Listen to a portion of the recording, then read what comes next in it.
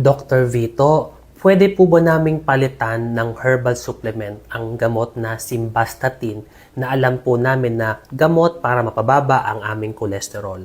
Ang sagot po dyan ay hindi po namin pinapayong palitan po ninyo ng herbal supplement ang gamot na simvastatin.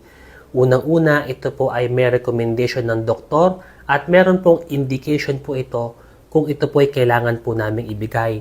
Kadalasan naman pag nababasa po namin ng inyong mga laboratorio at tumataas ang inyong cholesterol at mga bad cholesterol, may mga parameter po kami diyang sinusunod. At may mga parameter naman po na maaari pong hindi muna kayo magbigyan ng gamot at nangangailangan lamang po na palitan at i-change natin ng inyong mga diet. Ibig sabihin, less ang prito, taba, gisa at yung tamang paggamit po ng healthy oils.